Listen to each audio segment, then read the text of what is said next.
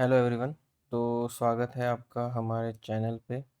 ठीक है, और आज की क्लास में हम करेंगे 18 जुलाई 2019 की शिफ्ट 1। ठीक है, ये हमारी क्लास नंबर 7 है। इससे पहले हम 6 क्लासें कर चुके हैं।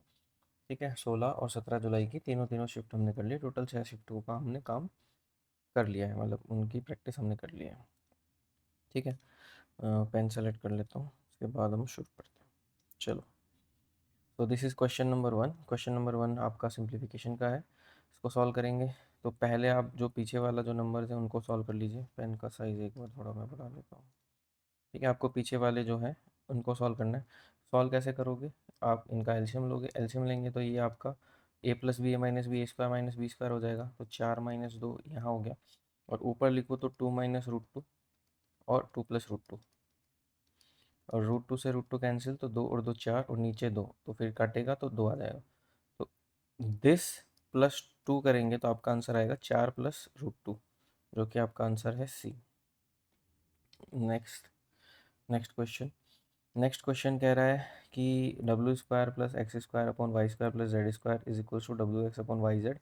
Then find the value of w+x/w - x in terms of y and z। इसमें हमें बताना है। ठीक है, तो एक काम करते हैं, डब्ल्यू एक्स को यहाँ ले आते हैं और इसको जो है वो ऊपर ले आते हैं। ठीक है, तो इसको लिखा हमने w² + x² / w x y² + z² / यहाँ पे देखो, क्वेश्चन जो है उसमें दे रखा है स्क्वायर, और जो आंसर है उसमें आपकी सिमिलर मतलब पावर 1 में दे रखा है। ठीक है, तो आप जो सोचोगे, और प्लस एक्स और माइनस एक्स दे रखा है, तो इससे इतना ही समझ आ जाता है अपने को। इंग्लिश में बोले तो कंपेंडो डिविडेंडो, और हिंदी में बोले तो युगांतर अनुपात आपका लगेगा। होता क्या है, ये किस बला का नाम है, अगर किसी को नहीं पता है तो समझा देता हूँ।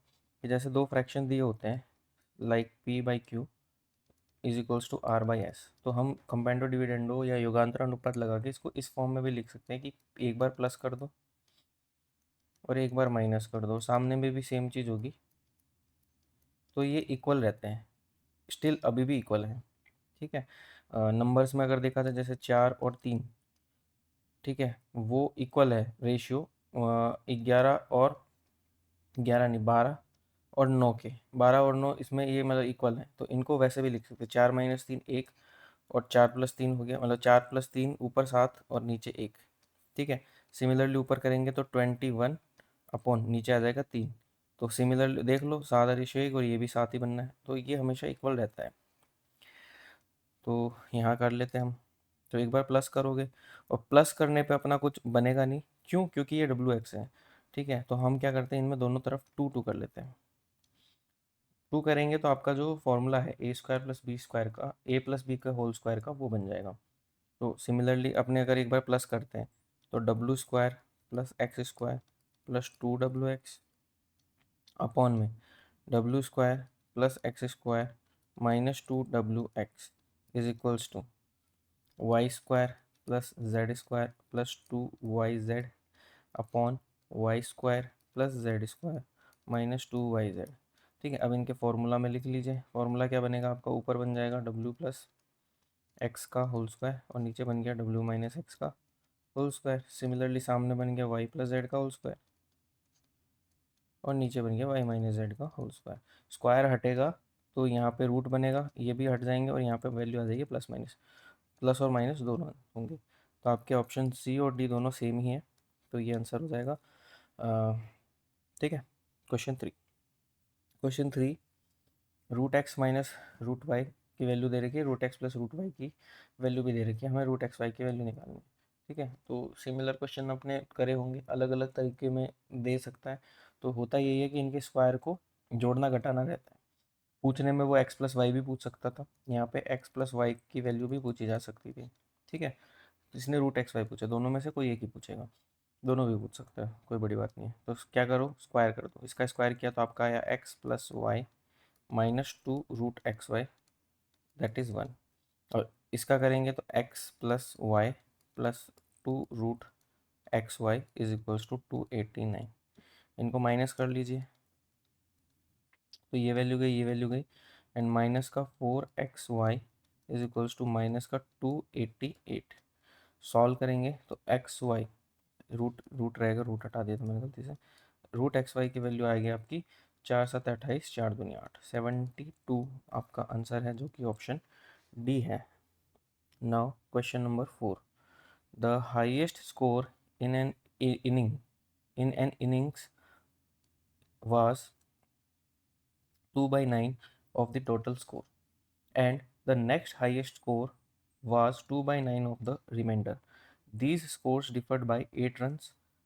Then the total score in the inning is, total score हमें बताने, मान लेते हैं कि दोनों बार 9 9 दे रखा है, तो आप मान लेते हैं टोटल स्कोर जो है वो आपका 81 है। हाईएस्ट स्कोर जो क्या हुआ, हाईएस्ट स्कोर वो क्या हो गया आपका 18 हो गया, 2/9 करेंगे तो। और जो सेकंड हाईएस्ट स्कोर है, सेकंड हाईएस्ट स्कोर वो आपका हो जाएगा, इसको -63 का 2/9 तो कितना हुआ, 7 2 14, 14 हो गया। इनका डिफरेंस कितना है, 4 है, लेकिन दे कितना रखा है, 8 दे रखा है। कितने गुना है, 2 गुना है। तो आपको अब निकालना क्या है, निकालना है पारी का टोटल स्कोर। तो 81 का भी आप करोगे 2 गुना, तो ये आ जाएगा 162। यही आपका आंसर है। नेक्स्ट को इवेलुएट करना है। सिमिलर क्वेश्चन हमने पिछली लास्ट जो क्वेश्चन किया था पिछली कक्षा में, 6th क्लास जो थी अपनी, उसमें किया था। तो कुछ नहीं, जस्ट पॉइंट एडजस्ट होना है इसमें। ऊपर देखेंगे तो यहाँ पे 2 के बाद है, 2 के बाद है, 3 के बाद, इधर देखो 3 3 और 4 के बाद है। सिमिलर पैटर्न बन रहा है, तो ऊपर 10 की पावर, मतलब 2 पॉइंट का अपन हिसाब कर लेते हैं। तो 10 की पावर -2 का स्क्वायर 10 की पावर -4, और 10 की पावर -3 का स्क्वायर करेंगे 10 की पावर -6। पॉइंट एडजस्ट हो गया। अब बाकी का तो सारा कट जाएगा, तो बचा कितना, ये 100 बच गया। ठीक है, आंसर आ गया आपका ए। नेक्स्ट नेक्स्ट है फिर से सिंप्लीफिकेशन का क्वेश्चन। इसमें आपका क्या रहेगा, ये कितना हो रहा है, मल्टीप्लाइड बाई 3, 15 × 45, 28 × 84। ठीक है, बाकी पॉइंट कहीं एडजस्ट करने की जरूरत नहीं है। तो 1/3 का स्क्वायर मतलब 1/9 तो यहाँ मिल गया। और ये वाला जो है माइनस करके ये वैल्यू क्या रहेगी आपकी, आपको मैंने मेरे ख्याल में पहली या दूसरी क्लास में मैंने अलजेब्रा के कुछ फॉर्मूले लिखाए थे, उन फॉर्मूला को याद कीजिए। जो कि एक फॉर्मूला ये था, x³ plus y³ plus z³ minus 3xyz is equals to होता है x plus y plus z x square plus y square plus z square minus x y minus y z minus z x. ये मैंने बताया था आपको, x plus y plus z अगर zero हो तो x³ plus y³ plus z³ is equals to हो जाता है आपका 3xyz। और जब मैंने ये लिखाया था तब मैंने ये ज़रूर कहा था कि अलजेब्रा में पूछे या ना पूछे, सिंप्लीफिकेशन में ज़रूर पूछता है। और ये रहा वो क्वेश्चन जिसमें सिंप्लीफिकेशन में पूछ लिया गया है। अब इसको करेंगे कैसे, देखो यहाँ पे 28 47 दे रखा है, ये माइनस है, इसको प्लस कर दो, और ये माइनस जो है इसको अंदर पहुँचा दो। अंदर पहुँचा दिया। अब देखो 28 47 को सम किया तो 0.75 बनेगा, और -75 तो 0। तो x plus y plus z जो है वो आपका यहाँ क्या हो रहा है, एक मिनट, यहाँ पे x plus y plus z जो है वो आपका कितना बन रहा है, 0 बन रहा है। तो ये हो जाएगा मल्टीप्लाइड बाई 3। तो यहाँ पे क्या आया, 3 गुणा 0.28 0.47 माइनस 0.75 अपॉन ये वैल्यूज़। तो 3 से ये 3 गया, ये गया, ये गया और ये गया, -1 बचा, तो माइनस माइनस आपका प्लस हो गया, 1/9 प्लस 1 दैट इज 10/9, जो कि आपका है ऑप्शन बी। ठीक है, समझ आया। नाउ क्वेश्चन नंबर 7, अब इसको सॉल्व करेंगे। क्वेश्चन नंबर 7 में कुछ नहीं मत कीजिए, अंदर से सॉल्व करना। जो स्क्वायर रूट्स होते हैं, रूट के ऊपर रूट के ऊपर रूट के ऊपर, तो अंदर से वैल्यू खुलनी शुरू होती है और बाहर तक आपकी चलता है। ठीक है, तो यहाँ देखेंगे कितना है, 1 2 3 4 5 6, 6 है, दो दो जने बाहर निकल जाएंगे, तो 0.01 क्यूब में हो गया, और a की पावर बनेगी 1/3। अब इसका हमें निकालना है स्क्वायर रूट, ये अभी भी 0.4 के बराबर है। फिर स्क्वायर रूट निकाला तो इसका एक बंदा बाहर निकल जाएगा, और a की पावर बनेगी 1/6 इज इक्वल्स टू 0.4। 0.1 से 0.4 गया 4 टाइम्स, तो a की वैल्यू आ गई आपकी, पावर 6 उधर चली जाएगी, तो 4 की पावर 6 बन गई।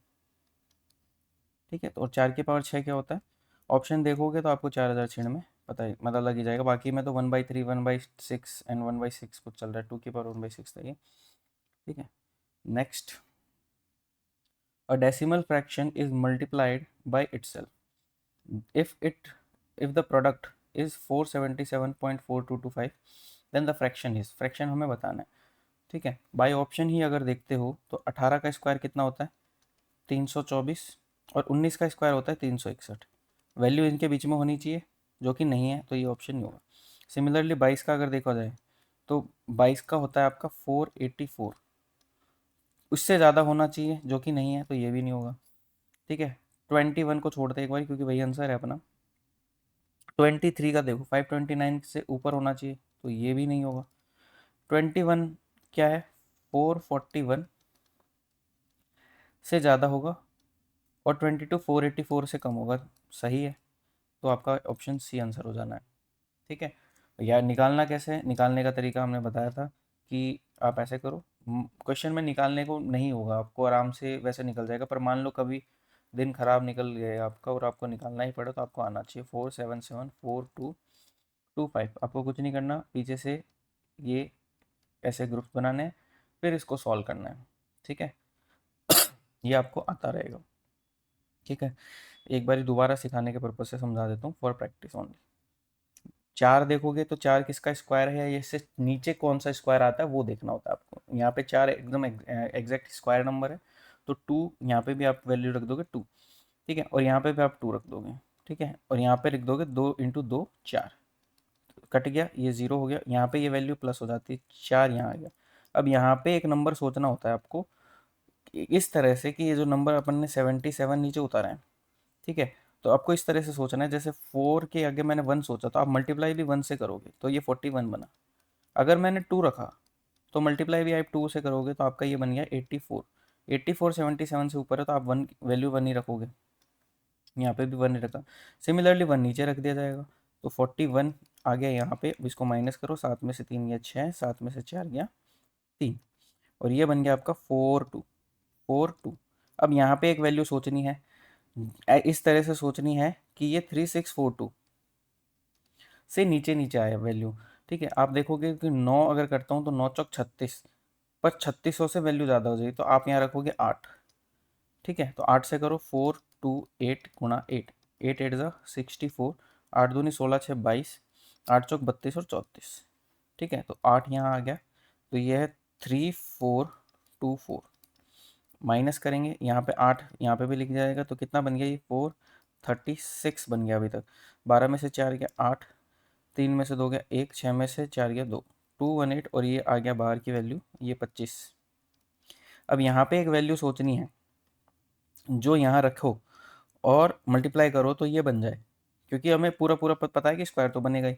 पीछे देखा 5 है, 5 एक की सूरत में आता है जब 5 से मल्टीप्लाई करते हैं, इसको करके भी देख लो, 4365 इंटू 5, तो 5 25, 5 छंग 30 32, 5 तिया 15 3 18, 5 चौक 20 और 21, 21825 एग्जैक्ट वैल्यू आ रही है। तो ये जो है ये पूरा नंबर 2185 का स्क्वायर है। और पॉइंट की बात करें तो यहाँ 4 थे तो बचने 2 हैं, तो 21.85 ये एग्जैक्ट हमने निकाल लिया है, ठीक है। और अगर बाय ऑप्शन थोड़ा सा जस्ट सोचना, ये लिखना जो मैंने 529 ये सब भी लिखा था ना, आप जस्ट सोच के भी इसको मेंटली कर सकते थे, ठीक है।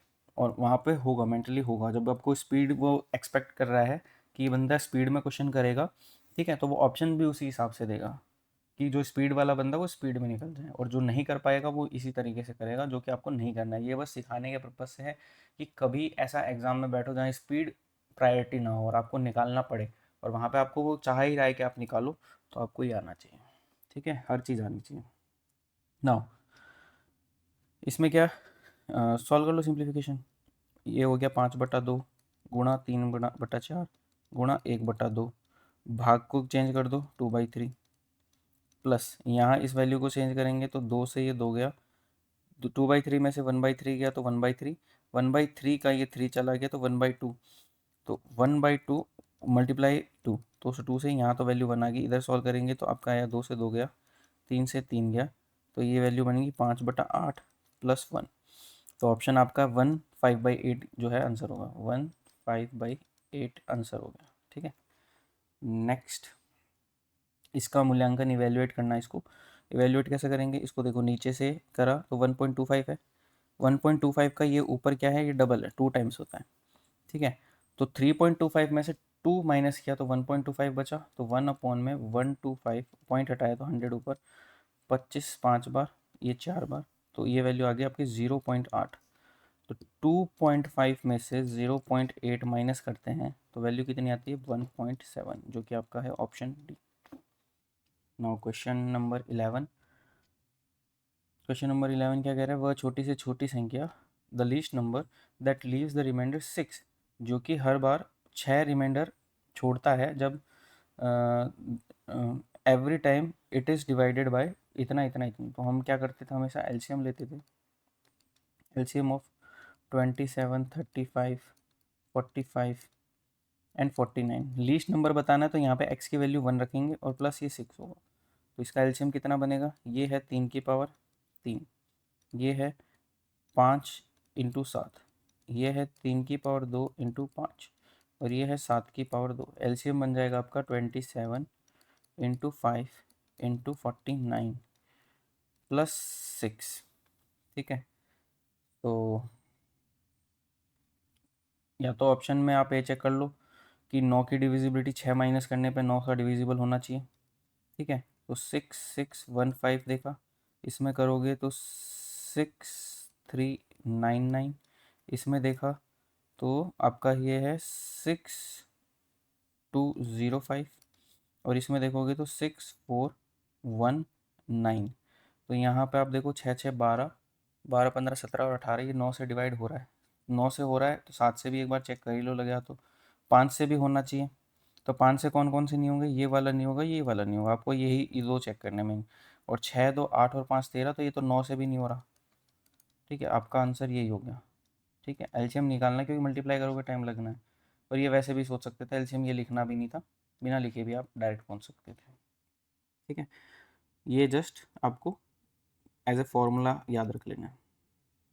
नाउ क्वेश्चन नंबर 12 क्या कहता है, which of the following is the greatest number that will divide 148, 246 and 623, leaving the remainder 4 6 and 11 respectively, ठीक है। 4 6 एंड 11 छोड़ता है, तो मतलब रिमाइंडर 4 छोड़ता है, तो वो 148 माइनस 4 को पूरा पूरा डिवाइड करेगा। सिमिलरली 246 माइनस 6 को भी पूरा पूरा डिवाइड करेगा, और 623 माइनस 11 को भी पूरा पूरा वो डिवाइड करेगा। तो इनका जो हाईएस्ट कॉमन फैक्टर होगा वही इसका आंसर होगा, सबसे बड़ी संख्या आपको निकालनी है, ठीक है। तो इसको हम लिखते हैं 16 9, इसको हम लिखते हैं कितना, 3 × 24,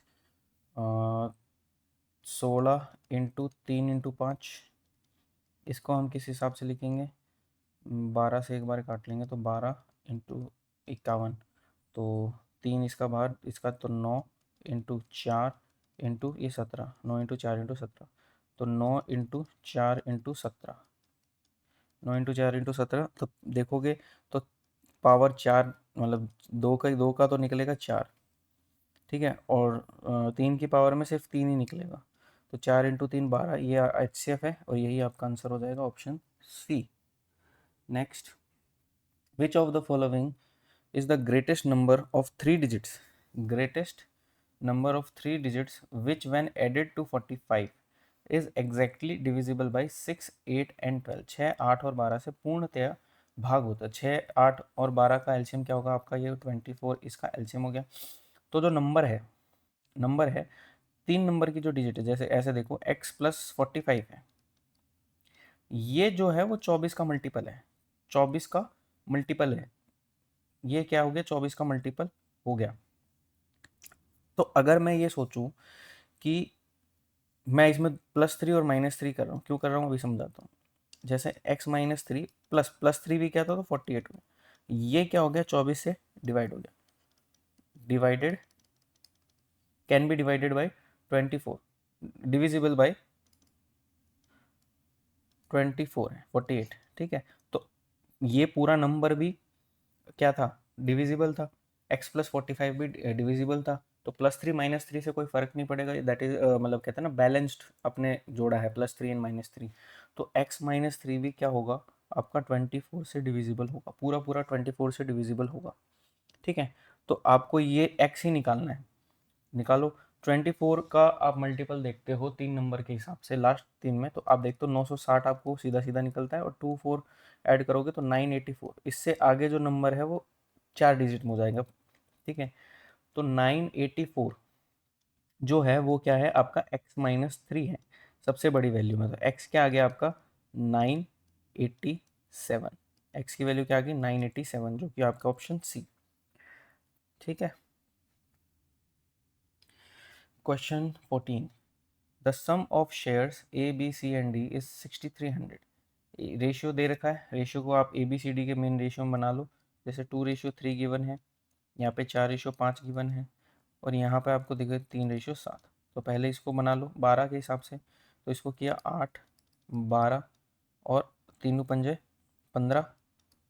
इसको भी 15 बना लो 5 से गुणा करके, तो ये हो गया 35। ठीक है, तो ये बन गया 8, 12, 15, 35, ये हो गया 20, और ये हो गया आपका 50।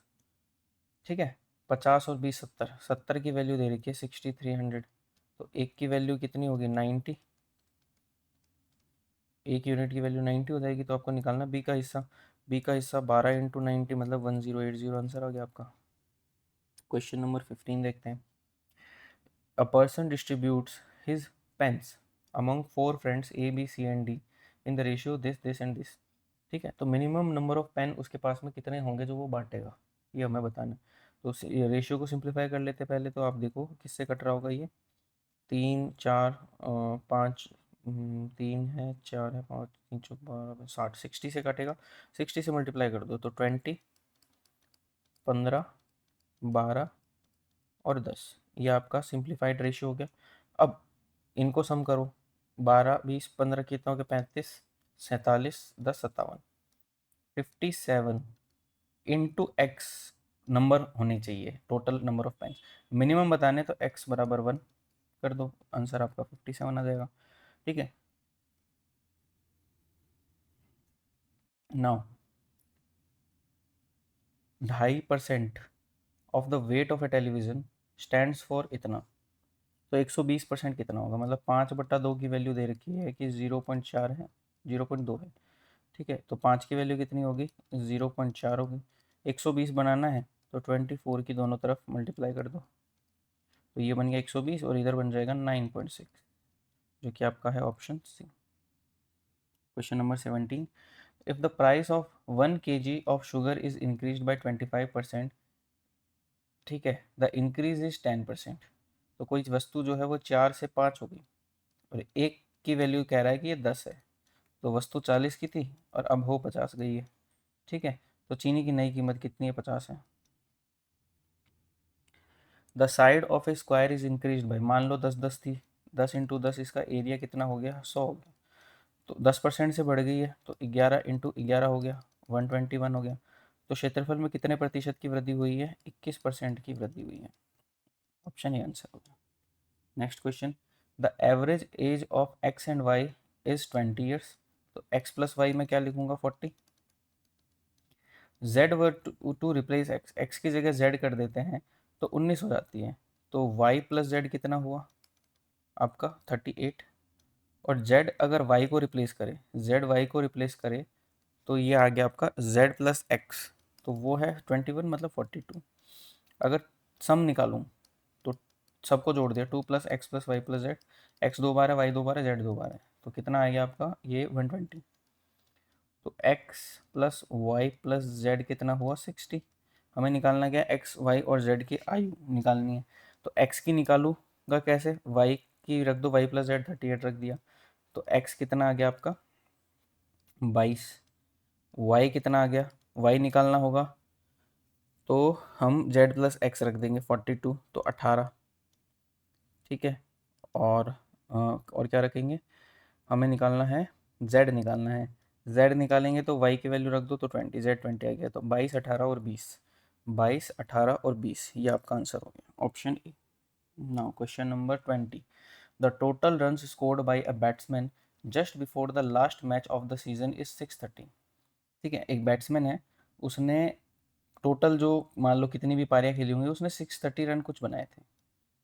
630 रन कुछ बनाया था, लास्ट स्कोर में उसको अकाउंट ही नहीं खोला, he could not open his account, thereby his average drop by 3। Average जो थी वो 3 से ड्रॉप होगी, एवरेज जो है वो ड्रॉप होगी 3 से, ठीक है।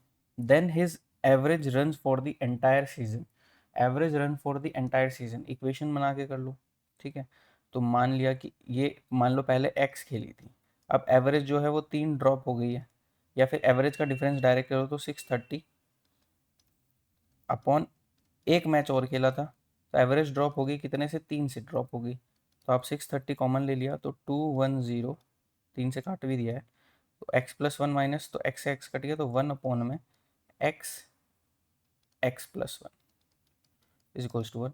तो आपको मिल गया x x plus one is equals to 210। इसको तोड़ो, कितना आ गया, 7 × 30, 2 इधर दे दिया तो 14 × 15, यही मिल गया। एक्स की वैल्यू 14 और वाई की वैल्यू है 15। तो हमें निकालना है कि कुल बल्लेबाज ने पूरे सीजन की औसत की गणना करनी है।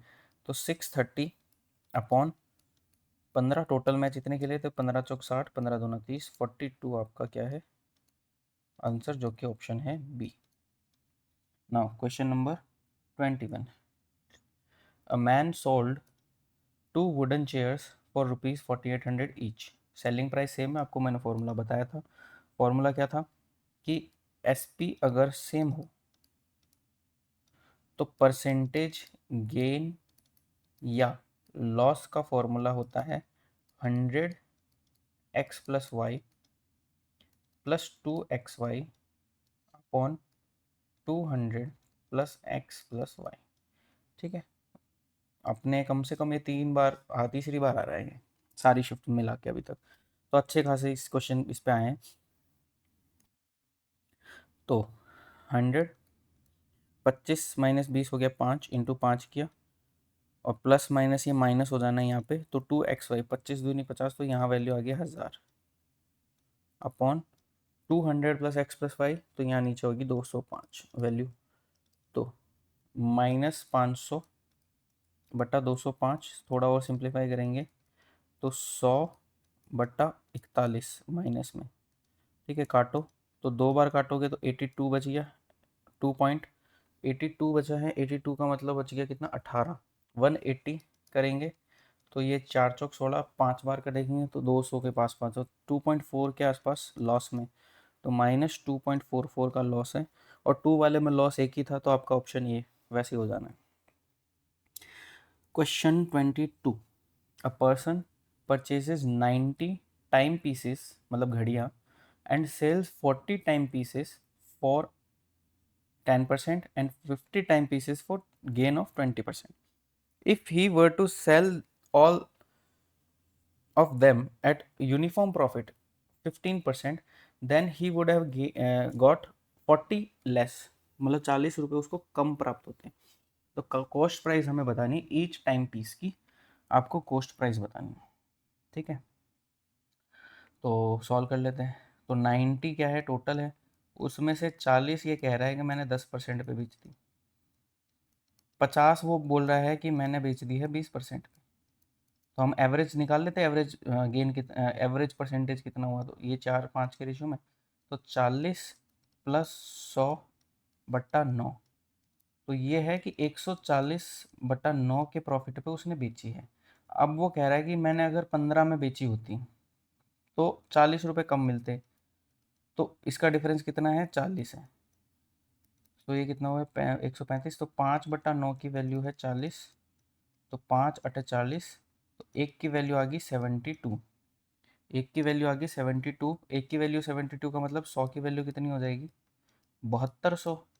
7200 उसकी कॉस्ट प्राइस है, 7200 कॉस्ट प्राइस है कितनी, 90 घड़ियों की, तो पर पीस कितनी होगी, बाई 90 कर दीजिए, तो 80 रुपया पर पीस घड़ी का प्राइस है, जो कि आपका ऑप्शन बी आंसर हो जाएगा।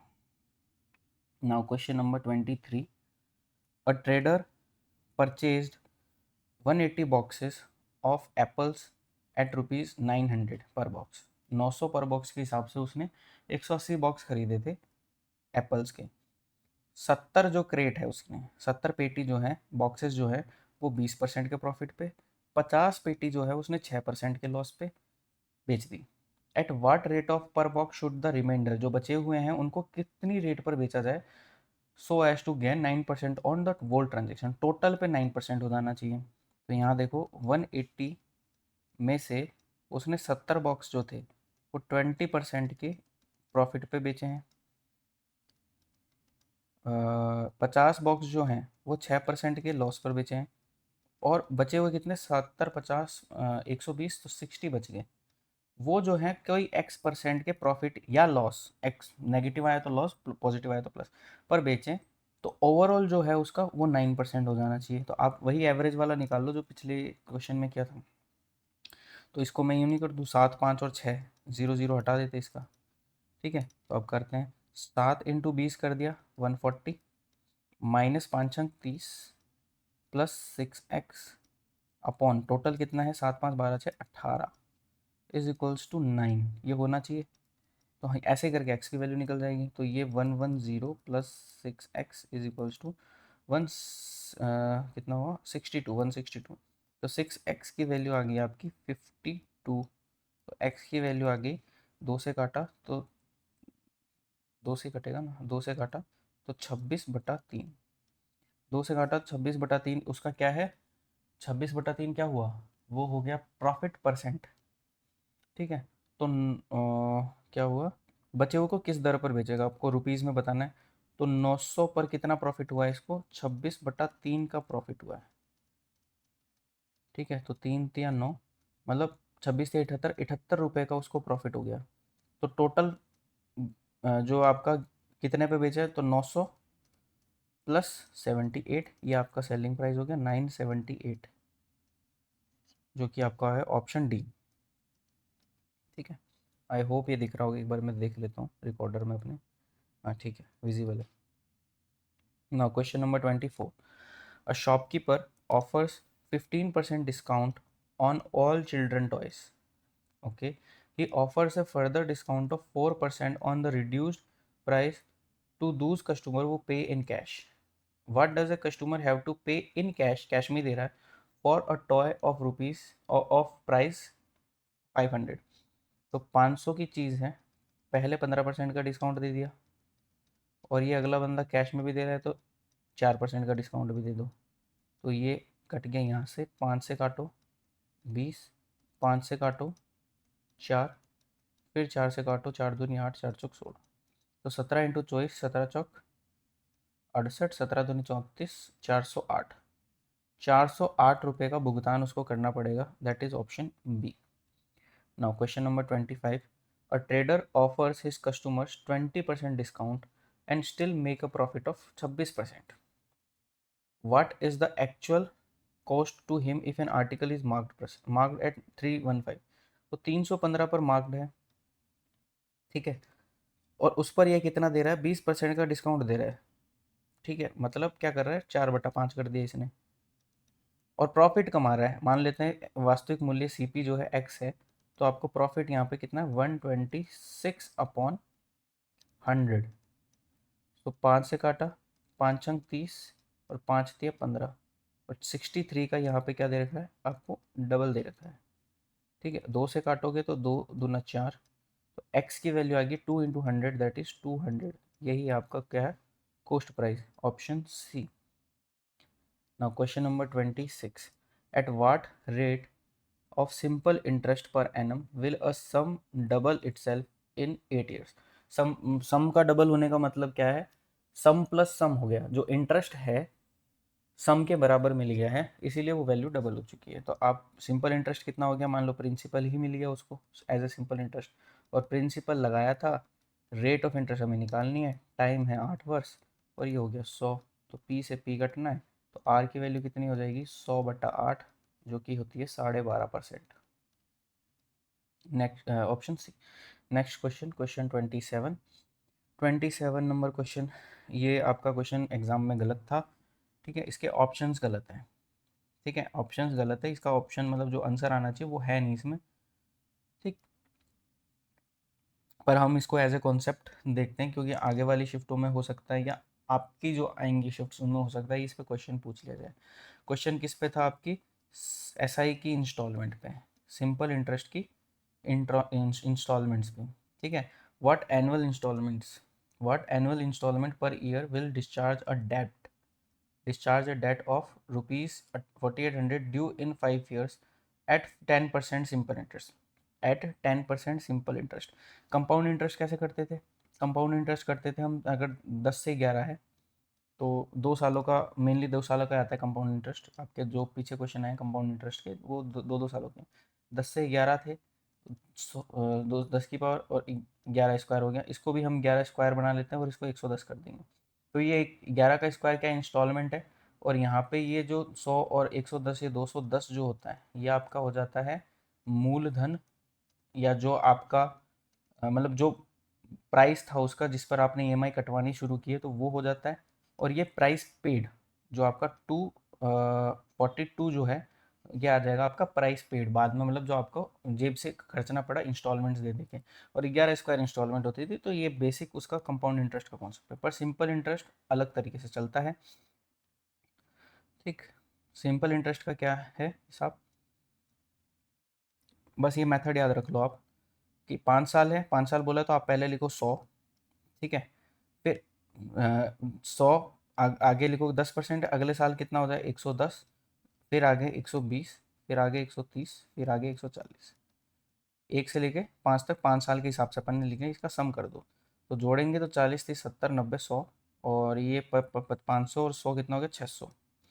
ये 600 किसकी वैल्यू दे रखी है? 600 दे रखी है डेट की, जो कि है 4800। ठीक है, 4800 तो एक एक की वैल्यू कितनी आ गई? 8। एक की वैल्यू 8, तो आपको निकालनी किसकी है? 100 की वैल्यू निकालनी है तो 800। 800 क्या होगी? ये। ठीक है, जो कि आपकी इंस्टॉलमेंट है, पर मंथली इंस्टॉलमेंट जो होगी वो आपकी आगे 800 रुपये, जो कि आंसर था और ऑप्शन में नहीं था। ठीक है, इसीलिए क्वेश्चन गलत था। Now next question, a man borrowed ₹3000 total from 2 money lenders for 1 loan. एक लोन के लिए he paid 4% per annum, for the other he paid 7%। एक पर उसने 4% दिए, एक पे 7% दिए, और total interest paid for 2 years जो है वो 270 है। अब देखो 3000 पे 270 का मतलब है 9%, और 2 साल के हिसाब से मतलब पर ईयर कितना है? 4.5% उसका रेट ऑफ इंटरेस्ट लगता है। पहले वाले पे कितना लगता है? 4% लगता है, दूसरे वाले पे लगता है 7। ठीक है, एलिगेशन लगा दो तो यहाँ आ गया 0.5, और यहाँ कितना आ गया आपका 2.5। तो ये 5 गुना है, तो 5:1 हो गया। तो टोटल 6 यूनिट की वैल्यू जो है 3000 है, तो 1 यूनिट की वैल्यू कितनी होगी? 500 होगी। तो अपने को किसकी निकालनी है? 4%, मतलब 5 की वैल्यू निकालनी है, तो 2500 रुपये उधार उसने 4% पर दिए थे। ठीक है, option A. Now question number 29। Question number 29 क्या कहता है? ये बोल रहा है कि 15,470 जो है वो डिवाइड करते हैं डेविड और मिश्रा के साथ में। ठीक है, such that the amount of David share after 5 years at 10% compounded annually will be equal to that of Mishra's share at the end of 3 years, 10% of rate of interest compounded annually, find the David share। तो just निकाल लीजिए। तो David का पैसा जो है वो 10% पर 5 साल में जितना होता है उतना ही मिश्रा जी का जो है वो 3 सालों में हो जाता है 10% पर। तो वैल्यू जैसे काटी तो यहाँ पे ये 2 बन गया कटने के बाद। ठीक है, तो डेविड अपॉन मिश्रा में करता हूँ तो ये बनता है आपका 100/121। वैल्यू जो दे रखी है आपको वो दे रखी है 221 की। 221 की वैल्यू दे रखी है कितनी? 15470, जो कि आपको दिख रही है मल्टीप्लाइड बाई 70 है। तो आपको इसमें निकालना कितना है? डेविड का हिस्सा मतलब 70 × 100 दैट इज 7000, आपका आंसर हो गया। Now question number 30, a certain sum of money lent at a certain rate of compound interest grows into 1.44 time of its value. 1.44 time of its value होने का मतलब है कि हम रेट ऑफ इंटरेस्ट इससे निकाल सकते हैं। रेट ऑफ इंटरेस्ट क्या है, 2 साल तो अपने टाइम पता ही है, तो 144/100, इसको कैसे लिख सकते हैं, हम लिख सकते हैं 12/10 का स्क्वायर, ये आपका आ गया टाइम। और ये जो 2 है मतलब वो मतलब हो गया 20% की रेट ऑफ इंटरेस्ट है। अब बताते हैं, यदि यही समान दर पर साधारण ब्याज पर उधार दी जाती है तो कितने वर्ष में दोगुनी हो जाएगी। मतलब सेम क्वेश्चन, पीछे एक क्वेश्चन किया था कि 2 होने पर रेट ऑफ इंटरेस्ट बतानी थी, इसमें रेट ऑफ इंटरेस्ट पता है, टाइम बताना। तो 1 = 1 इंटू रेट पता है 20 इंटू टाइम बताना है अपॉन 100, तो 20/5, तो टाइम की वैल्यू आ गई है 5। 5 साल में जो आपकी वैल्यू जो है, मूलधन जो है वो डबल हो जाएगा सिंपल इंटरेस्ट में at the rate of 20%। Now question number 31, a rectangular path of 20 meter and breadth 18 meter is to be bounded by a 2 meter wide jogging track from outside, what will be the area of the track। ठीक है, ये अपन ने field बना ली, छोटा सा design बनाते हैं, size. ठीक है, तो ये 20 आपकी कितनी 20 मीटर का ये है और ये 18 मीटर ये। ठीक है, अब ट्रैक जो है वो 2 मीटर का वो है, वाइड है। ट्रैक बना लेते हैं, कलर चेंज करते हैं, कलर हम ले लेते हैं रेड, ले लेते हैं एक बार। ठीक है, तो ये 2 मीटर का मैंने ट्रैक बना लिया, ऊपर भी बन गया ट्रैक, यहाँ पे भी बन गया ट्रैक।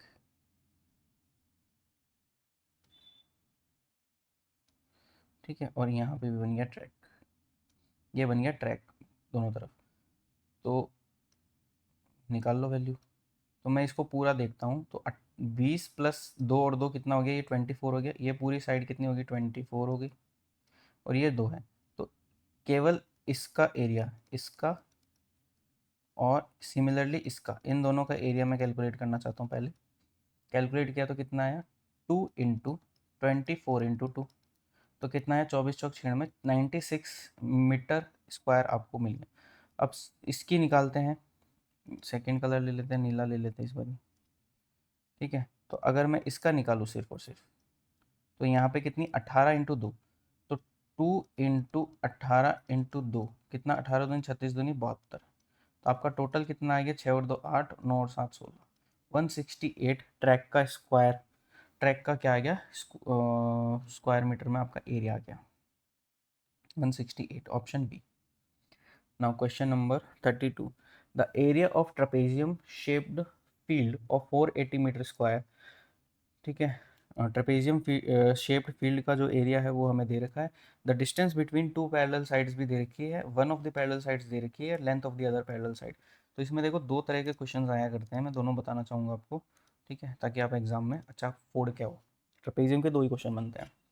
ठीक है, एक क्वेश्चन है जिस जो यही वाला है, इसमें हम पहले शेप बना देते हैं। तो ये आपका जो है इस तरह से दे रखा है, ये वाला क्वेश्चन मैं वाइट में सॉल्व कर लेता हूँ। ठीक है, तो आपको एक साइड दे रखी है 20 मीटर, एंड सेकेंड साइड जो है वो आपको निकालनी है, और हाइट जो है वो आपकी दे रखी है जो कि है 15।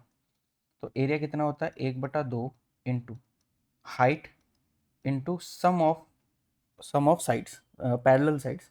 तो 20 प्लस जो हमें निकालना है x = 480। ठीक है, तो 15 से काटो, 15 × 45 और 15 15 दूनी 30, तो 20 प्लस x = आपका आ गया 64, तो x की वैल्यू आ गई 44। तो ये तो हो गया इसका आंसर। सेकंड क्वेश्चन जो आता है उसमें आप डायरेक्ट रिजल्ट याद रखना, पर मैं निकलता कैसे वो भी मैं बता देता हूँ। दूसरे टाइप के ट्रेपेजियम में ये होता है कि क्योंकि एक सिंगल फॉर्मूला है एरिया निकालने का ट्रेपेजियम का, और कोई तरीका नहीं है, फॉर्मूला नहीं है कोई और, तो उसमें दिक्कत हो जाती है। क्या हो जाता है, ये वाले में जो क्या है, हमें पैरेलल साइड्स दिए हैं, उसमें क्या करेगा, पैरेलल साइड्स दे देगा। जैसे मान लो ये वैल्यू दे दी x और ये वैल्यू दे दी y। ठीक है, और इनको मैं मान लेता हूँ a और b। ठीक है, a और b नहीं होता, जब ये तरह का क्वेश्चन आता है दोनों साइड ए ही होता है, आइसोसेलेस ट्रेपेजियम आता है। ठीक है, और हाइट नहीं दी जाती, क्योंकि उसको पता है आइसोसेलेस ट्रेपेजियम में हाइट निकाली जा सकती है। ये आपका एनसीईआरटी की 9th क्लास जो है उसमें क्वेश्चन आता था। ठीक है, उस पर बेस होता है वो। देखो करते क्या है, हाइट हमें नहीं पता तो आप एरिया नहीं निकाल सकते, कभी भी नहीं निकाल सकते। तो एरिया निकालना है तो आपको पहले हाइट निकालनी पड़ेगी। हाइट निकालने के लिए हम यहाँ पर ड्रॉ करते हैं एक पैरेलल। जो नॉन पैरेलल साइड्स हैं ए और ए जो है नॉन पैरेलल, तो उनके पैरेलल में एक साइड की, मतलब कि इसके पैरेलल ड्रॉ की, तो पैरेलल होगी तो इक्वल भी होगी, तो ये होगी ए। सिमिलरली ये तो पैरेलल है ही, तो इतना इतना सिर्फ इतना और इतना जो है वो कितना हुआ, एक्स हुआ, और ये टोटल जो था वो वाई था। तो ये बची हुई कितनी होगी, वो हो जाएगी आपकी वाई माइनस एक्स हुआ।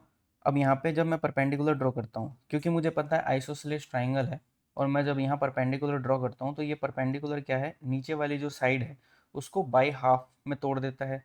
तो यहाँ से हमें हाइट पता लग जाएगी।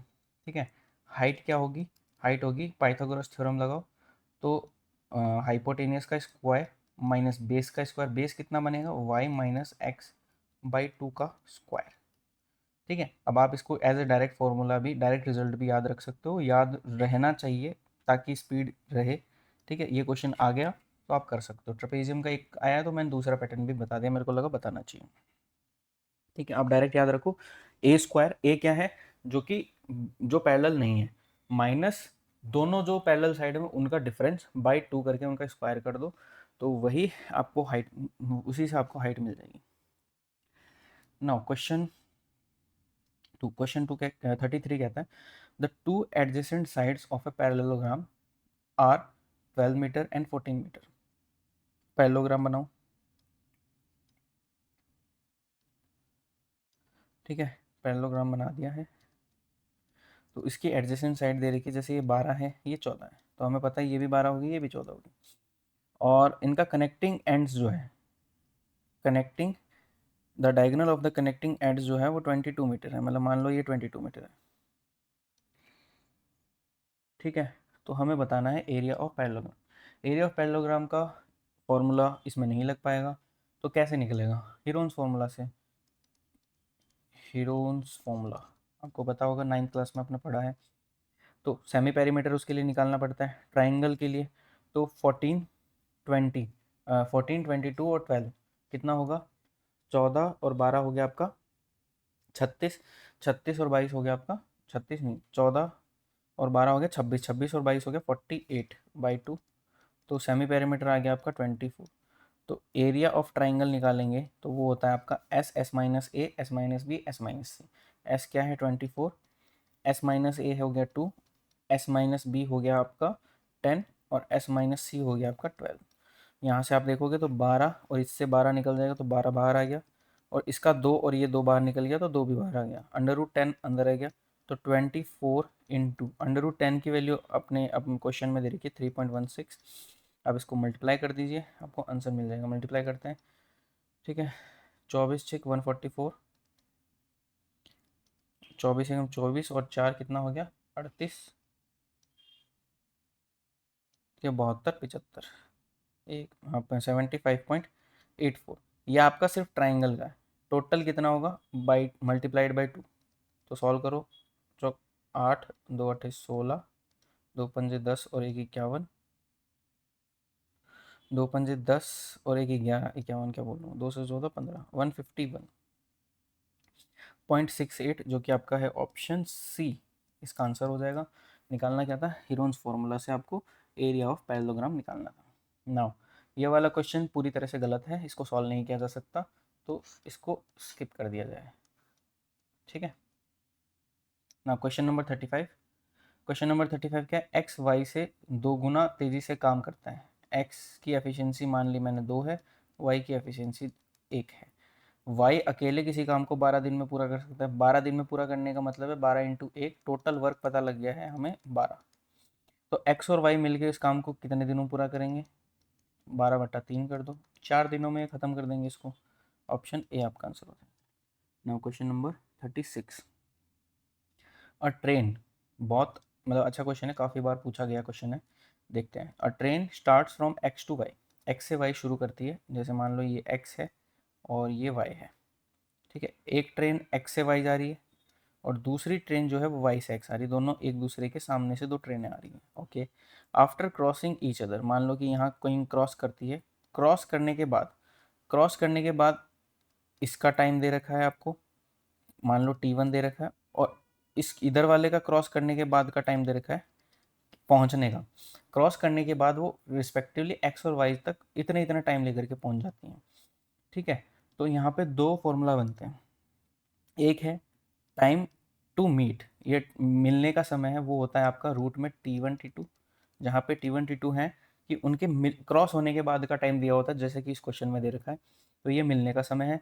और एक होता है स्पीड का रेशियो का V2 अपॉन V1, जो होगा अंडर रूट में T1 अपॉन T2।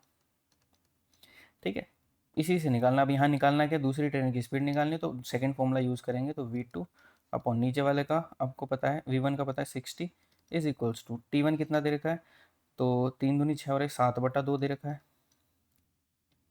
ठीक है, और इधर में दे रखा है आपको 7 दूनी 14, 1 मिनट, 7 दूनी 14 और 4 18/7 दे रखा है। तो इसको सॉल्व करेंगे तो V2 अपॉन 60, स्क्वायर रूट निकाल लो, 7 7 का यहाँ 7 निकल गया, 36 का यहाँ 6 निकल गया, 6 से करेंगे 10। सो V2 की स्पीड आ गई 7 × 10 70। ठीक है, तो ये आपको दोनों फॉर्मूले अपने अपने जो भी नोटबुक है उसमें लिख लीजिए, ये फॉर्मूले यूज़ होते हैं। ठीक है, कब होते हैं, जब ये दे रखा हो, क्रॉस करने के बाद का हिसाब दे रखा हो। ठीक, ना क्वेश्चन नंबर 37। क्वेश्चन नंबर 37 क्या है, a train passes a station platform in 36 second and a man standing on the platform in 20 second. Speed दे रखी है, स्पीड ऑफ द ट्रेन दे रखी है। तो किसी आदमी को क्रॉस करती है तो वो अपनी खुद की लेंथ क्रॉस करती है, क्योंकि आदमी की जो विड्थ है जो भी है उसको हम नेग्लेक्ट करते हैं ट्रेन के मुकाबले। ठीक है, तो ट्रेन की लेंथ क्या होगी, ट्रेन लेंथ होगी 54 को आप 5/18 से कर दो, 18 54 15, 15 आपकी स्पीड आ गई इंटू 200, सॉरी 20, 200 नहीं सिर्फ 20, तो कितना हो गया 300 आपकी ट्रेन की लेंथ मिल गई। ठीक है, स्पीड इंटू टाइम हमने कर दिया, स्पीड इंटू टाइम कर दिया, तो ये 300 मीटर आपको मिल गई। अब ट्रेन की लेंथ, जब प्लेटफॉर्म को ट्रेन क्लियर करती है तो ट्रेन और प्लेटफॉर्म दोनों की लेंथ को वो क्लियर करती है, खुद की भी लेंथ को पार करती है और प्लेटफॉर्म की भी। तो उस समय ट्रेन की लेंथ और प्लेटफॉर्म लेंथ दोनों को क्लियर कर रही है, तो कितना होगा स्पीड के हिसाब से 15 × 36, 15×6 = 90 और 15×3 = 45, तो 540 हो गया, जिसमें से ट्रेन की लेंथ हमने निकाल ली है 300, तो माइनस कर दीजिए 300, तो कितना बचा 240, जो कि प्लेटफॉर्म की लेंथ होगी, प्लेटफॉर्म की लंबाई ही निकालनी थी, 240 आपका आंसर हो गया। नाउ एक और क्वेश्चन। ठीक है, इसका साइज़ बड़ा कर लेते हैं क्योंकि बहुत ही छोटा मेरे को दिख रहा है इसमें। चलो, क्वेश्चन क्या बोलता है, a train after travelling 50 kilometres meets with repair due to engine problem if it then proceeds at 4/5 of its former speed. मतलब अगर 5 स्पीड थी तो वो 4 से जाता है, and arrives at the terminal 45 minutes late, जो जहाँ पे उसको पहुँचना था वो 45 मिनट लेट हो गई इस वजह से। Had the repair happen 20 kilometre further on, had the repair happened 20 kilometer further on, it would have arrived 20 minutes sooner, 12 minute जल्दी पहुंच जाती है अगर 20 किलोमीटर आगे उसका रिपेयर हुआ होता। Then the speed of the train and the distance travelled by it respectively are. बहुत ही अच्छा क्वेश्चन है, समझने वाला क्वेश्चन है, एक बार समझ लो तो आपकी स्पीड बच जाएगी, नहीं समझोगे तो आप वही लेंदी आपकी जो आप क्या होगा ना 2-3 इक्वेशन बना के इसको सॉल्व करोगे। इसको कुछ इक्वेशन वाला क्वेश्चन नहीं है, जस्ट ब्रेन, थोड़ा सा ब्रेन स्टॉर्मिंग करनी पड़ेगी। एक बार आपके दिमाग में बैठ गया तो बैठ गया। ठीक है, तो चित्रबाजी मैं वाइट में कर लेता हूँ। देखो, एक ट्रेन है, यहाँ से शुरू हुई, आगे पहुँची, 50 किलोमीटर की जगह आ गई, यहाँ पे जाकर के इसको रिपेयर होना पड़ा। तो पहले ये 5 की स्पीड से चल रही थी, ये डिस्टेंस कितनी है आपकी 50 किलोमीटर है। ठीक है, फिर यहाँ पे आने के बाद आपकी जो इसकी स्पीड हो जाती है वो 4 हो जाती है, स्पीड क्या होगी 4 होगी। और जो टर्मिनल था, ये आपका यहाँ पे टर्मिनल है, उस टर्मिनल पर पहुँची कितनी 45 मिनट लेट, 45 मिनट लेट से पहुँची है। सिमिलरली सेकेंड कंडीशन दे रखी है कि यहाँ से ट्रेन शुरू होती है, 5 की ही स्पीड से शुरू होती है, इस बार ये जो 50 किलोमीटर का पॉइंट था इससे वो आगे जाता है, इससे आगे कितना जाता है 20 किलोमीटर और चला जाता है। और यहाँ जा कर के इसका थोड़ा सा क्या होता है, इंजन जो भी ख़राब है या जो भी इसकी रिपेयर हो रहा है वो होता है। फिर ये वापस अब आगे जो है वो 4 की अपनी स्पीड से जाएगा और ये टर्मिनल पर पहुँचेगा। 12 मिनट जल्दी पहुँचने का मतलब हो गया 33 मिनट लेट पहुँचे। अब इसको ध्यान से देखिए, यहाँ पे इसकी स्पीड जो थी वो 5 थी, 5 से इसने 50 क्लियर किया और इसके बाद में उसने 4 से स्पीड क्लियर की ऊपर वाले में यहाँ तक, और नीचे वाले में इसने यहाँ पे 5 का किया और यहाँ पे 4 का किया, तो 4 तो इधर भी था। तो इसका लेना देना, इसका लेना देना नहीं है, इसका लेना देना, इसका लेना देना नहीं है। हमारा आंसर सिर्फ और सिर्फ इस पॉइंट से आ जाना चाहिए। अगर इसको जूम करते हैं तो ठीक है, अब इसको थोड़ा जूम करके मैं लिखता हूँ 20 किलोमीटर की, 1 मिनट, सिर्फ और सिर्फ यहीं से आंसर आना है 20 किलोमीटर के स्ट्रेच में। ठीक है, ये पॉइंट है आपका, ये 20 किलोमीटर का स्ट्रेच है। अगर ये 5 से चलता है स्पीड से, ठीक है, 5 की स्पीड थी और दूसरे टाइम पे जो पहले वाला कंडीशन है उसमें 4 की स्पीड थी, ठीक है, तो टाइम टेकन जो है, टाइम कितना लगेगा, है ना। तो टाइम का जो होता है स्पीड इज इक्वल्स टू, आपको फॉर्मूला पता है, speed is equals to distance upon time. Speed का टाइम से इन्वर्सली रिलेशन है। तो टाइम कितना लगा होगा, टाइम लगा होगा, इसको ऊपर 4 लगा होगा और इसको क्या है 5 लगा होगा। ठीक है, तो कितना टाइम कम लगा है, एक टाइम कम लगा है। एक की वैल्यू कितनी है 12 है, 12 मिनट जल्दी पहुंच गया ना, सिर्फ और सिर्फ इसी में स्पीड करके। बाकी में क्या है, 5 तो वो 50 किलोमीटर में पहले ही चला था और 50 किलोमीटर के बाद 4 वैसे चल रहा था, पर 20 किलोमीटर में हमने 5 से चला दिया उसको, उसी की वजह से उसके 12 मिनट बच गए। ठीक है, तो एक की वैल्यू कितनी होगी 12। तो आप अगर यहाँ देखो तो 4 की वैल्यू कितनी होगी 48, 48, 4 की वैल्यू कितनी होगी 48 आपका मिनट, 48 मिनट हो गए। मिनट को हम घंटों में चेंज करना चाहते हैं तो 48/60, तो 12 चौक और 12 पंजे 60, तो 4/5 जो है आपको यहाँ टाइम मिल गया। ठीक है, तो स्पीड निकाल लो। स्पीड, स्पीड कैसे निकलेगी, डिस्टेंस कितनी कवर की थी 20 और कितने टाइम में करी 4/5 में करी, तो आपका आंसर आ गया 4 5 5 25। ठीक है, और सिमिलरली आप इससे भी निकाल सकते थे। ठीक है, पर स्पीड जो है ये घटी हुई स्पीड है, ये बढ़ी हुई स्पीड है। जो नॉर्मल स्पीड थी हमें वो वाली निकालनी थी, इसमें यह तो 4 वाली स्पीड निकलती, हमें 5 वाली निकालनी थी, तो इसीलिए यहाँ पे गए, इसीलिए इसमें इसमें मैंने इसका टाइम निकाला था 48। समझ गए, ये तो हो गया स्पीड का। स्पीड के यहाँ पे 25 के आपके पास 2 ऑप्शन है। अब आप ये देखिए कि 20 किलोमीटर का मतलब अगर 12 मिनट जल्दी, 12 मिनट जल्दी पहुंचना था तो उसने कर दिया 20 किलोमीटर आगे। 12 मिनट मतलब 20 किलोमीटर आगे रिपेयर करवाता तो वो 12 मिनट जल्दी पहुंचता। मैं कह रहा हूँ भाई 45 मिनट जल्दी पहुंचना है क्योंकि 45 मिनट लेट हो गया था। मैं अगर 45 मिनट जल्दी पहुंचना चाहता हूँ, ठीक है, तो 20/12 इंटू 45, तो 4×12, 4×5 = 20 और 3 की आपने कर दी है 15, तो 15×5 = 75। तो वो उसको क्या है 45 मिनट अगर जल्दी पहुंचना है तो 75 किलोमीटर आगे जा करके, 75 किलोमीटर आगे जाके रिपेयर कराए, 75 किलोमीटर आगे जाके रिपेयर करवाएगा तो उसके 45 मिनट बच जाएंगे। ठीक है, तो 45 मिनट बचने का मतलब है कि वो टर्मिनल पे पहुंच गया, पहुंच गया। तो अब वही बतानी distance travelled by it, distance बतानी थी, तो 50 पहले चला था 75 बाद में चला, तो आपका 125 जो है ये आपकी वो आ गई डिस्टेंस ट्रेवल्ड। ठीक है, तो ये है ब्रेनस्टॉर्मिंग, आपको एक बार करनी है, 2-3 बार इसको देखिए तब आपको ये समझ आएगा। ठीक, वरना आप इक्वेशन बनाते रह जाओगे। ठीक, करा कुछ भी नहीं है। पहले क्या किया था, जो आपका है आपको ये समझना है कि सिर्फ और सिर्फ 20 वाले पे खेलना। अब आप जब सॉल्व करने निकलोगे तो आप पूरा नहीं लिखोगे, आप मन में सोच लोगे कि वो गया वो गया, 20 वाले पे बात करो।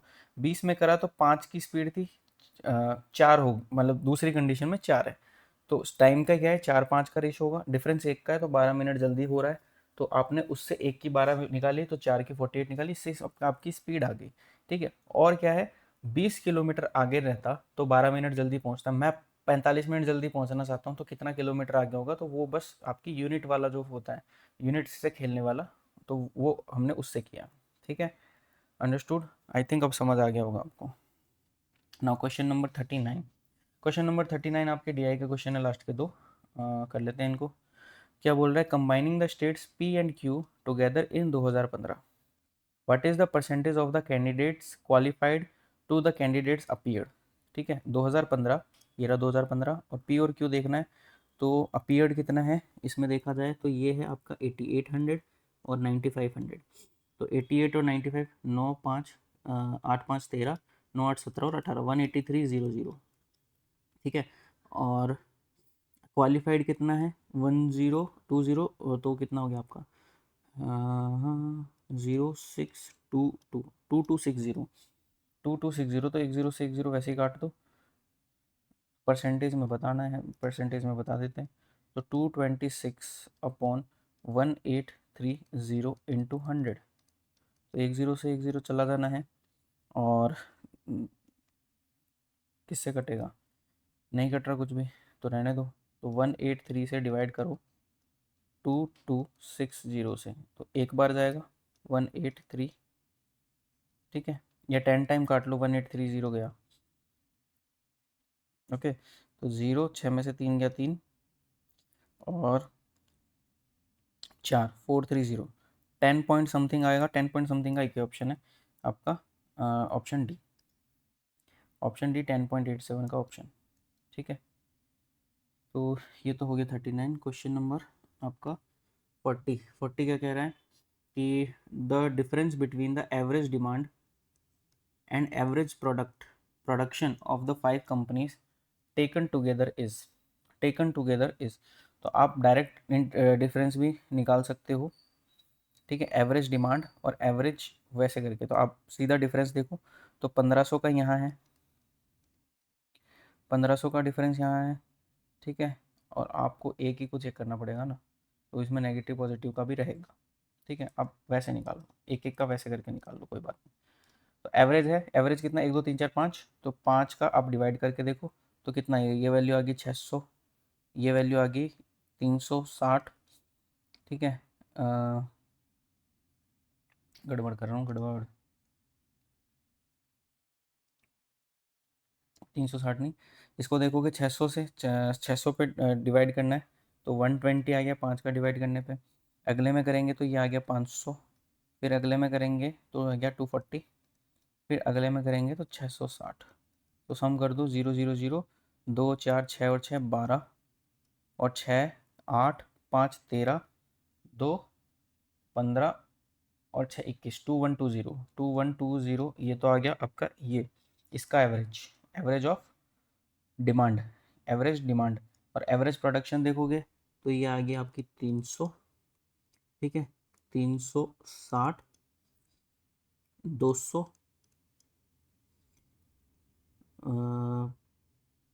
540 और 440। तो ये देखा, 0 4 4 8 और 6 14, 3 और 1 4, 3 7 2 9 5 14 18, 1840। डिफरेंस कितना, 12 में से 4 गया 8, और 20 में से तो 280, 280 का डिफरेंस है, ऑप्शन बी आपका आंसर होगा। ठीक है, थैंक्स फॉर वाचिंग। और इंग्लिश की आप बोल रहे थे, इंग्लिश और हिंदी के लिए, तो मैंने जिनसे मैं बोला था पिछली क्लास में, उनसे तो देखो मेरा हो नहीं पाया है। ठीक है, उस वजह से आपकी डिटेल, जैसे आप कह रहे थे ना कि सिमिलरली जैसे मैं PYQ करा रहा हूँ वैसे, तो पर मैं एक सोच रहा हूँ, मतलब उसमें ये ऐसा है कि वीकली आएगा कंटेंट, वीकली के हिसाब से मैं यूँ कर रहा हूँ, जैसे 6 6 शिफ्ट्स जो हैं आपकी, जैसे 16 और 17 जुलाई की 6 शिफ्ट्स थी, उन 6 शिफ्ट्स को के इंग्लिश का पेपर जो है मैं एक बार चेक देख लेता हूँ कि उनमें कौन से ग्रामर के रूल्स, ग्रामर, और मैं तीनों अलग कराऊंगा, ग्रामर, वोकैब एंड आपके कॉम्प्रीहेंशन। कॉम्प्रीहेंशन में आपके उनका जो भी है, कॉम्प्रीहेंशन में वो भी आ जाता है ना, PQRS, कॉम्प्रीहेंशन और PQRS। तो इनको सॉल्व करने की, इसमें तो देखो मैं सॉल्व नहीं कराऊंगा ज़्यादा, आपको एक वीडियो बना दूंगा कि क्या टिप्स एंड ट्रिक्स रहनी चाहिए आपको सॉल्व करते समय, जिससे आप मैक्सिमाइज़ करो अपने स्कोर को। PQRS सॉल्व करते समय क्या देखना चाहिए, तो ये इसके लिए एक डेडिकेटेड वीडियो आएगी, ठीक है, उसके लिए मैं टाइम निकालूंगा, जब तक देखते हैं कभी निकलेगा तो। अभी फ़िलहाल में मैं काम कर रहा हूँ ग्रामर वाले पे, उसकी प्रेजेंटेशन आज मैं बना रहा था, ठीक है, तो टाइम लगेगा क्योंकि 6 शिफ्ट्स हैं। तो मैं सोच रहा हूँ वीक में आपकी 1 या 2 वीडियोस में इन पे डाल दूँ। सिमिलरली वोकैब का भी मैं 6-6 आपके उससे करते हुए, कॉम्प्रिहेंशन का तो इकट्ठा आएगा, इन दोनों की मैं 6-6 करके मैं कर दूँगा। मतलब 6 शिफ्ट्स को कंबाइन करके ग्रामर के कौन से रूल्स, मतलब मोस्ट इंपॉर्टेंट रूल्स, और उसके आसपास में अगर मेरे को कुछ रहेगा कि ये भी आपको होना चाहिए मतलब आपको पता होना चाहिए, तो वो मैं उसमें डाल दूँगा, ठीक है। तो ग्रामर का तो वो हो गया। वोकैबलरी में भी सिमिलरली जो PYQ वोकैब है उसको हम एनालाइज़ करेंगे, ठीक है, और उसके आसपास में ही थोड़े बहुत वोकैब में तो देखो ज़्यादा से ज़्यादा आपको पढ़ना ही पड़ेगा, PYQ का उतना लेना देना नहीं होता, आपको ब्रॉड अंडरस्टैंडिंग भी होनी चाहिए, PYQ रिपीट तो होने नहीं है, ठीक है।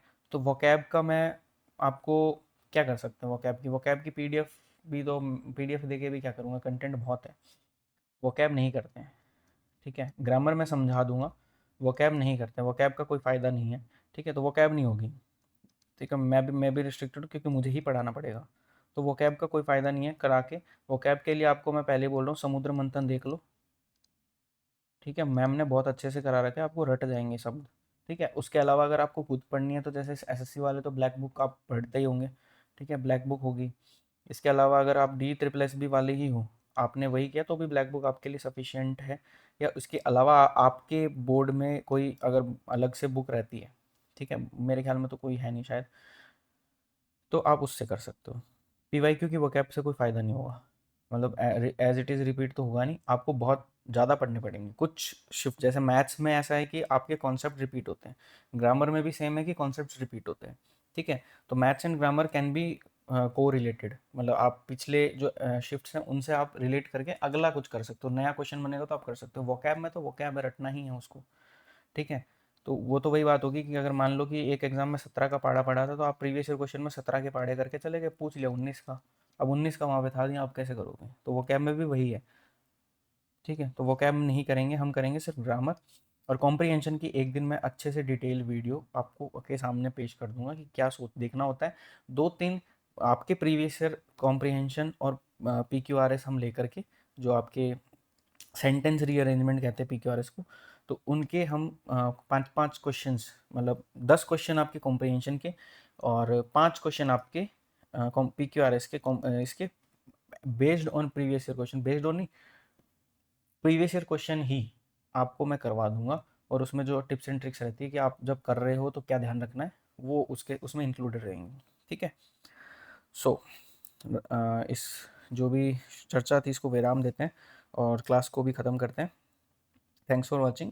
कमेंट्स में आप अपना जो भी सजेशन या कुछ भी सुझाव वगैरह हो हमारे लिए, वो आप बता सकते हैं। Thank you.